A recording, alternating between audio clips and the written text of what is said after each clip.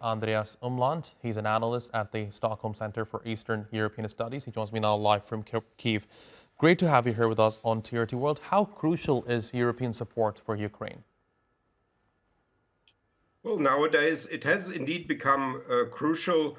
And the odd thing here is, of course, that Russia has been over many years justifying its war against Ukraine because of American intrusion in Eastern Europe, because of US expansionism, because of NATO enlargement. And now the US is suddenly a sort of ally of Russia and is voting with Russia in the United Nations, and Trump is befriending Putin. And now simply the rhetoric of Russia changes, and now Europe is suddenly the enemy, which used to be earlier a friend of Russia. So this is all very characteristically, and of course now that America is not any longer supporting Ukraine, the European support becomes more and more important. Without US's support to Ukraine, for how much longer do you think Europe can continue or perhaps afford to support Ukraine? Europe has the potential to do that. It's not so easy. I also don't think that the American support will simply disappear. The paradoxical situation is that the US administration, the Trump administration, is pro-Russian and is inclined not to help Ukraine anymore.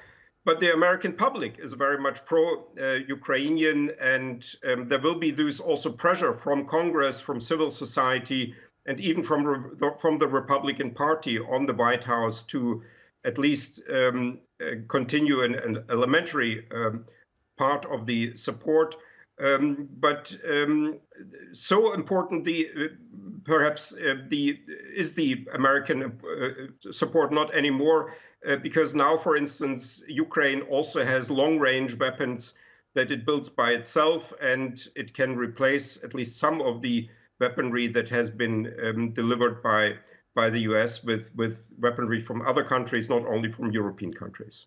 Andres, let's talk about the broader dynamics now. Of course, we heard remarks from the Kremlin in which the Kremlin has basically said that Europe has now become, quote unquote, a party of a war. And if you look at the rhetoric coming from the White House lately, many would say that even Donald Trump might agree with that, because he has been saying for quite some time now that Europe has been advocating for war in Ukraine and he wants to put an end to it. So right now you have Europe, you have the US and Russia united against Ukraine and Europe. What I want to ask you here is there a possibility for this alliance between Russia and the United States to possibly result in the dismantling of NATO?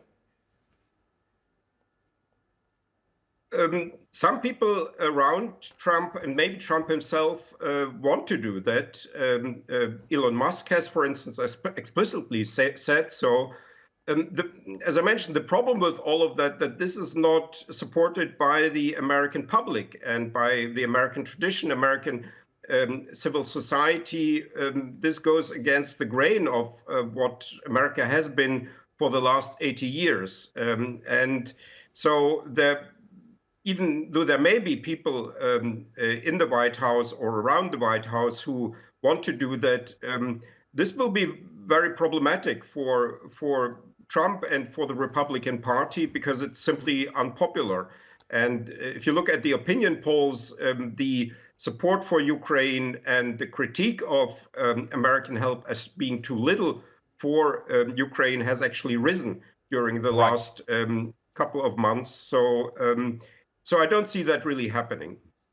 Yeah, and Andreas, right after the controversial meeting between Ukrainian President Volodymyr Zelensky and US President Donald Trump at the Oval Office a few weeks ago, we saw an outpouring of support from European leaders for Ukraine. And I remember the European Union foreign policy chief, Kaja Kallas, at the time tweeted saying that the free world needs a new leader. Who do you think could possibly replace the US for Europe? That is a difficult question, because the European leadership has been traditionally a collective one. So what I hear, for instance, often from Ukraine, that Ukrainians and even many Europeans, even Polish people, want German leadership, because Germany is the largest country, and we will soon have a new German leader in Germany. But the whole concept of post-war Europe is that Germany and France work together, that leadership is exercised through the European institutions.